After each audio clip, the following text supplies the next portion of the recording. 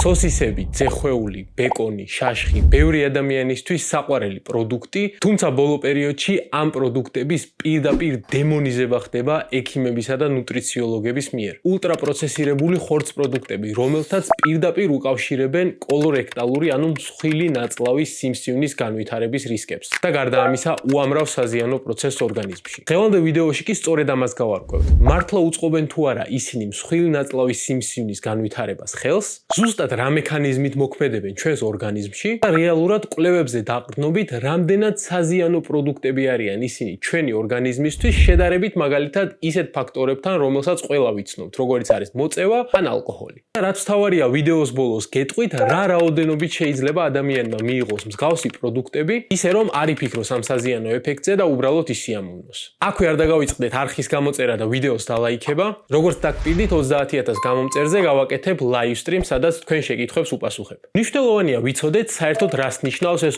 ულტრაპროცესირებული ხორცს პროდუქტები. რა იგულისხმება ამ ულტრაპროცესირებაში? ამის მარტივად გასაგებად დაგვეხმარება ერთი გრაფიკი, ნოვას გრაფიკი. აი დააკვირდით ამ გრაფიკის პირველი კატეგორია არის არაპროცესირებული საკვები. ანუ საკვები, რომელსაც ვიღებთ იმ სახით, რა სახითაც მოიპოვება. ხორცი, თევზი, კვერცხი, რძე, პასტერიზებული, რომელთაც ცვლილებად სანამ ჩვენ საკვებად გამოვიყენებთ, ნაკლებად ხდება. მეორე კატეგორია არის მინიმალურად გადამუშავებული საკვები ინგრედიენტები. მაგალითად, მცენარეული ზეთი, შაქარი, მარილი ან კარაქი. ხოლო რაც შეეხება ულტრაპროცესირებულ საკვებს, ისინი გადიან გადამუშავების უამრავ ეტაპს და ფაქტობრივად მთლიანად იცვლიან იმ ბუნებრივ სახეს, რა სახითაც ისინი მოიპოვებიან. აი დააკვირდით, ხორცი სანამ მიიღებს ძეხვის ფორმას ან სოსისის ფორმას, რამდენად დიდი გზა უნდა გაიაროს და შეიცვალოს. ესეთ ულტრაგადამუშავებულ საკვებ პროდუქტებში შედის ძეხვეული, სოსისები, ბეკონი, ნაგეტსები და ასე შემდეგ. ამასთან რა თქმა უნდა ტკბილეულიც, თუმცა ამ ვიდეოში კონკრეტულად ხორცს პროდუქტებზე ვსაუბრობთ. ახლა კი დაუბრუნდეთ მედიცინას. რა შეიცავენ ისინი გარდა გადამუშავებისა ისეც, რომ ამხელა აჟიოტაჟი გამოიწვია მსოფლიოში და ისინი კვლევების თანახმად პირველი ჯგუფის კანცეროგენს, ანუ სიმსივნის მასტიმულირებელ პროდუქტებს მიაკუთვნეს. რას ნიშნავს ეს პირველი ჯგუფის კანცეროგენი, რომელიც ასე საშიშად ჟღერს? პირველი ჯგუფის კანცეროგენი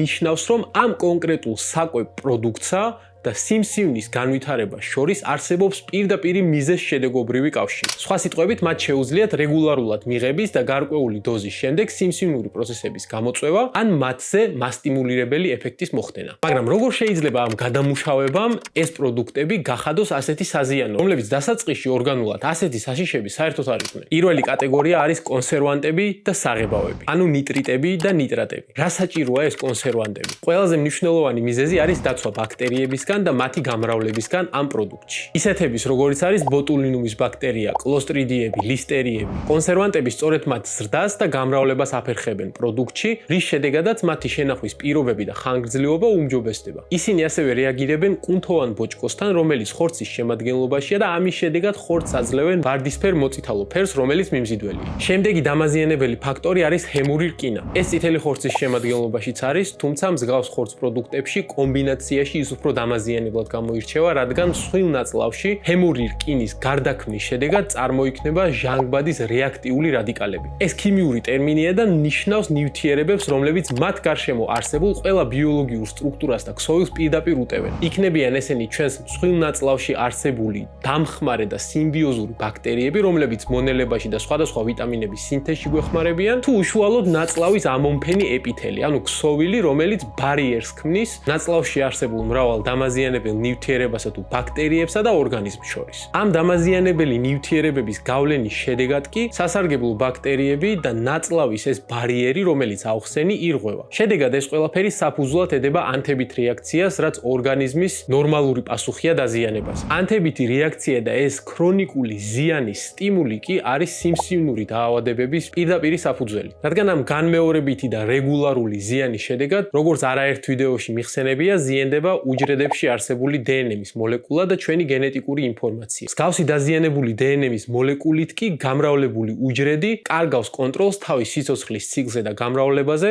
რაც შედეგად გვაძლევს უკონტროლო ზრდას და გამრავლებას, რაც სიმსივნური პროცესია. შემდეგი კატეგორია მსგავს პროდუქტებში შემავალი დამაზიანებელი ნივთიერებების არის ტოქსიკური ალდეჰიდები. ცხიმებიც კი, რომლებიც მსგავს პროდუქტებში შედიან, გადაგვარდებიან, იცვლებიან და გარდაიქმნებიან მალონ დიალდეჰიდად, რომელიც მსგავსად ჟანგბადის რეაქტიული ნაერთების პროდუქტებისა უტევს ჯერ უჯრედის გარს და შემდეგ გენეტიკურ ინფორმაციას. და ბოლოს ყველაზე გემრიელს რაც ხდის მსგავს პროდუქტებს შეწვა და შებოლვა. ამ დროს მსგავს ულტრა გადამუშავებულ ხორცს პროდუქტებში წარმოიქმნება პოლიციკლური ნახშირწყალბადები და ჰეტეროციკლური ამინები. ეს იმაზე დიდი დოზით ქიმიაა, ვიდრე ჩვენ გვჭირდება, მარტივად რომ ვთქვათ, ნივთიერებებს, რომლებიც აზიანებენ ჩვენს ნაწლაურ ბაქტერიებს, აზიანებენ ამ ბარიერს და იწვევენ ანთებით რეაქციებს, რაც როგორც გითხარით, საფუძვლად ედება რეგულარულად დოზაზე მაღალი რაოდენობით მიღების შემთხვევაში სიმსივნური პროცესის განვითარებას. ეხლა კი ჩამოვთვალეთ ეს საზიანო ნივთიერებები და მათი გავლენა ჩვენს ორგანიზმზე, მაგრამ მართლა ესე კრიტიკულად არის საქმე, რამდენად ზრდის ჩვენში ამ სიმსივნური პროცესის განვითარების რისკს მსგავსი პროდუქტების მიღება. სანამ კომენტარებში დაწერთ, რომ კაი რა, რას გვაპანიკებ, ბევრი ადამიანი არსებობს, რომელიც ყოველდღიურად მიირთმევს ამ სოსისსაც, ძეხსაც და კიდევ ცოცხალია. გეტყვით, რომ ეს დეტალები და ის დამაზიანებელი ფაქტორები, რაზეც გესაუბრეთ, არ ნიშნავს, რომ ეს პროდუქტები იმდენად საზიანოა, როგორც მაგალითად მოწევა. შედარებით რომ ავიღოთ, მოწევა ფილტვის კიბოს განვითარების რისკს აათმაგებს და აუცმაგებს.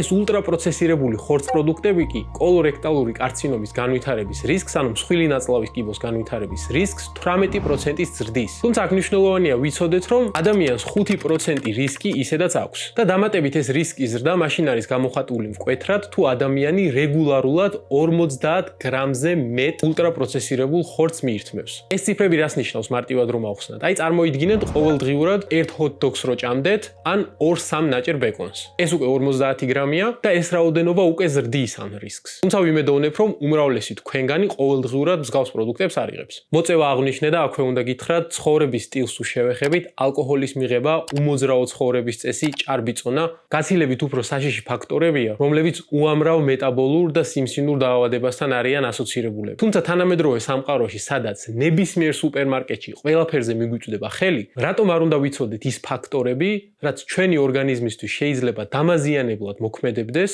და თუ მაინც მოგვინდება რომ ეს ყველაფერი მივირთვათ, კი ბატონო, თავისუფალი ნებით და მაღალი ცნობიერებით. ადამიანები საკუთარ მანქანებზე ჩემზე უკეთესით რამდენად ზრუნავენ, რომლის გამოცვლა და ჩანაცვლება თუ ის გაფუჭდება თეორიულად ყოველდღურად შესაძლებელია. და რატომ არ უნდა ვიზრუნოთ უფრო მეტი სიზუსტი ჩვენს ორგანიზმზე და სხეულზე, რომელიც მთელი ცხოვრების განმავლობაში ჩვენი სახლია და ჩვენს ბედნიერებასა და სიცოცხლის ხარისხზე პირდაპირი გავლენა აქვს. და ბოლოს ყველაზე მთავარი, რა რაოდენობით შეიძლება მსგავსი პროდუქტების მიღება, თუ მაინც და მაინც მოგწონს ისინი და სიამოვნებას გვანიჭებენ. დაახლოებით 140 გრამი კვირაში არის ის ზედაზღვარი, სადაც მათი ეს საზიანო გავლენა ჩვენს ორგანიზმზე მინიმუმამდეა დაყვანილი. რა თქმა უნდა, ჩვენი ორგანიზმის საკომპენსაციო მექანიზმების ხარჯზე. გასაგებად რომ ვთქვათ, მაგალითად 2 ნაჭერი ბეკონი არის 18-20 გრამი, რაც ნიშნავს, რომ რამდენჯერმე მისი მირთმევა მაგალითად საუზმეზე კვირის განმავლობაში არ არის კატასტროფა. თუ რა თქმა უნდა, ყოველდღიურად და დიდი რაოდენობით არ ვიღებთ მას. აქვე უნდა გავითვალისწინოთ, რომ ბავშვების და მოზარდების როგორც ნაწლაური ფლორა, ასევე მათი საკომპენსაციო მექანიზმები მსგავსი რეგულარული ზიანის მიმართ უფრო მოწყვლადები არიან.